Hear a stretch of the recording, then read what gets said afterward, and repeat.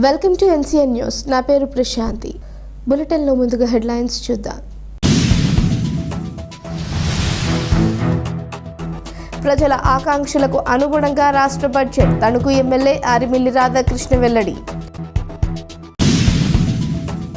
ఆంధ్రప్రదేశ్ రాష్ట్ర భవిష్యత్తును అభివృద్ధి పదంలోకి నడిపేందుకు కూటమి ప్రభుత్వం అధికారంలోకి వచ్చిన తరువాత ప్రవేశపెట్టిన బడ్జెట్ నిలుస్తుందని తణుకు ఎమ్మెల్యే ఆరిమిల్లి రాధాకృష్ణ అన్నారు.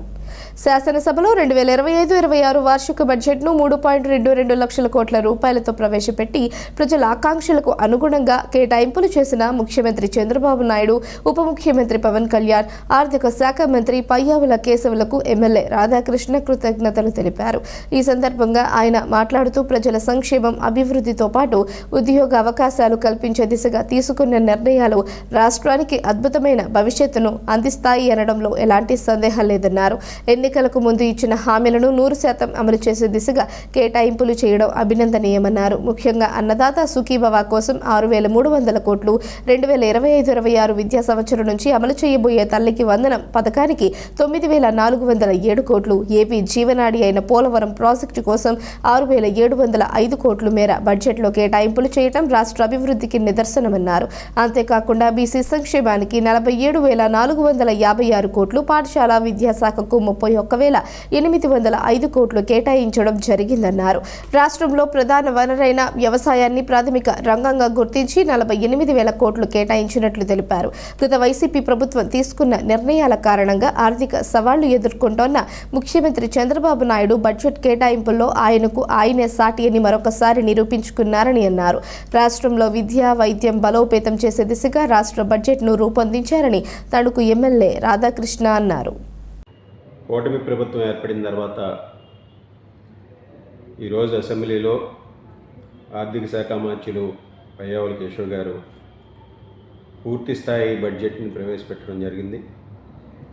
ముఖ్యంగా గౌరవ ముఖ్యమంత్రి నారా చంద్రబాబు నాయుడు గారు, ఉప ముఖ్యమంత్రి వర్యులు పవన్ కళ్యాణ్ గారు, మోడీ గారి నాయకత్వంలో ఈ రాష్ట్రాన్ని అన్ని విధాలుగాను కూడా అభివృద్ధి పదంలో నడిపే విధంగా, రాష్ట్ర ప్రజల సంక్షేమాన్ని అందించే విధంగా ఈ బడ్జెట్లో అభివృద్ధికి, సంక్షేమానికి ప్రాధాన్యత ఇచ్చి ఈ రాష్ట్ర ప్రజల ఆకాంక్షలకు అనుగుణంగా ఈ బడ్జెట్ని ప్రవేశపెట్టడం జరిగింది.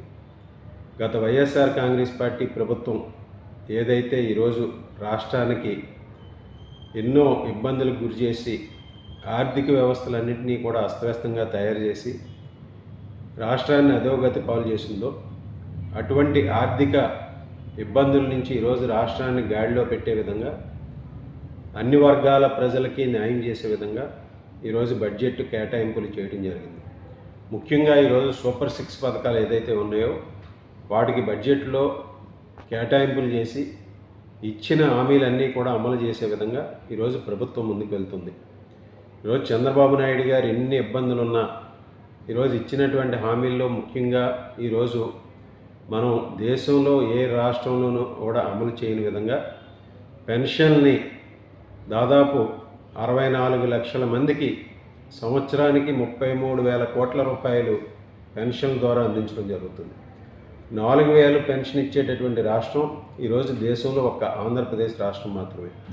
ఈరోజు వివిధ వర్గాల వారికి 4,000 రూపాయల నుంచి 15,000 రూపాయల వరకు పెన్షన్లు అందిస్తున్నటువంటి ఏకైక ప్రభుత్వం ఈరోజు ఆంధ్రప్రదేశ్లో ఉన్నటువంటి ఎన్డీఏ ప్రభుత్వం. అదేవిధంగా బడ్జెట్లో ఈరోజు కేటాయింపులు చేసి దీపం 2 పథకం ద్వారా ఈరోజు సంవత్సరానికి 3 గ్యాస్ సిలిండర్లు ఉచితంగా అందించడం జరుగుతుంది.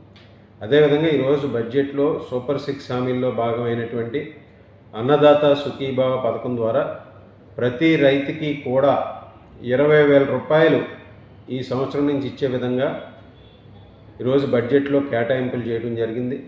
అదేవిధంగా తల్లికి వందనం పథకం అమలు చేయడం కోసం ఈరోజు స్కూల్ పిల్లలు వెళ్ళేటటువంటి తల్లులందరికీ కూడా ఈరోజు ఏదైతే తల్లికి వందనం హామీ ఇచ్చారో దాన్ని కూడా ఈరోజు ప్రభుత్వం అమలు చేయడానికి బడ్జెట్లో కేటాయింపులు జరిగింది. ఈరోజు ముఖ్యంగా వెల్ఫేర్కి సంబంధించి ఎస్సీ వెల్ఫేర్ కానీ, బీసీ వెల్ఫేర్ కానీ, ఎస్టీ వెల్ఫేర్ కానీ ఈరోజు ప్రత్యేకమైనటువంటి కేటాయింపులు చేసి గత ప్రభుత్వం ఏదైతే ఈరోజు ఈ వర్గాల పథకాలని రద్దు చేసి సంక్షేమాన్ని విస్మరించిందో ఈరోజు వాటన్నిటినీ కూడా చక్కదిద్ది ఈ ప్రభుత్వం ఎస్సీలకి సంబంధించి దాదాపు 20,000 కోట్ల బడ్జెట్లో కేటాయింపులు చేయడం జరిగింది. ఎస్టీలకి 8,159 కోట్లు, బీసీ వెల్ఫేర్కి సంబంధించి అత్యధికంగా 47,456 కోట్ల రూపాయలు ఈరోజు బడ్జెట్లో కేటాయింపులు చేసి ఈరోజు ఆదరణ పథకాన్ని గతంలో చంద్రబాబు నాయుడు గారు ఉన్నప్పుడు బీసీ కులవృత్తులు చేసుకునే వారికి ఆదరణ పథకం ద్వారా సబ్సిడీ మీద పనిముట్లు అవి అందించేవారు. ఈరోజు వారందరికీ మళ్ళా ఆదరణ పథకానికి కూడా కేటాయింపులు చేయడం జరిగింది. అలాగే మైనారిటీలకు సంబంధించి ఈరోజు 55,434 కోట్ల రూపాయలు ఈరోజు కేటాయింపులు చేయడం జరిగింది. ఈ విధంగా మైనారిటీల్లో ఈరోజు ఇమాములు మౌజాన్లు కూడా నెలకి 15,000 రూపాయలు ఈరోజు అందించే పథకాన్ని కూడా బడ్జెట్లో కేటాయింపులు చేయడం జరిగింది. అలాగే ఈరోజు ఉమెన్ అండ్ చైల్డ్ వెల్ఫేర్కి సంబంధించి ఈరోజు 4,332 కోట్ల రూపాయలు కేటాయింపులు చేయడం జరిగింది. ముఖ్యంగా యువతకి ఈ ప్రభుత్వం యువత ఉపాధికి ఇచ్చేటటువంటి ప్రాధాన్యత చాలా ఎక్కువ. ఈరోజు యువత భవిష్యత్తుని కాపాడాలి, యువతకి 20 లక్షల ఉద్యోగాలు కల్పించాలనే ఉద్దేశంతో ఈరోజు ఈ ప్రభుత్వం ముందుకు వెళ్తుంది. దానికి అనుగుణంగా యువతకి స్కిల్ డెవలప్మెంట్ ట్రైనింగ్ ఇచ్చి ఈరోజు నైపుణ్యత శిక్షణ అందించే విధంగా బడ్జెట్లో 1,228 కోట్ల రూపాయలు కేటాయింపులు చేయడం జరిగింది.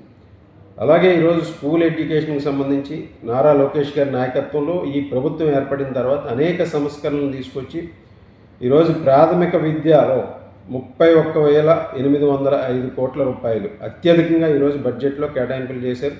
ఇందులో నెలకి సంవత్సరానికి 15,000 రూపాయలు తల్లికి వందనం పథకం ద్వారా ఎంతమంది పిల్లలు వెళ్తే అంతమందికి కూడా ఇచ్చేటటువంటి పథకానికి కూడా ఈరోజు దీనికి సంబంధించి కేటాయింపులు చేయడం జరిగింది. అదేవిధంగా ఈరోజు గవర్నమెంట్ స్కూల్స్ అన్నిటికీ కూడా ఏదైతే స్కూల్స్ ఉన్నాయో వాటన్నిటికీ కూడా విద్యుత్ ఛార్జీలను కూడా బడ్జెట్ కేటాయింపులు చేసి ఫ్రీ విద్యుత్ అందించే విధంగా కూడా చర్యలు తీసుకోవడం జరిగింది.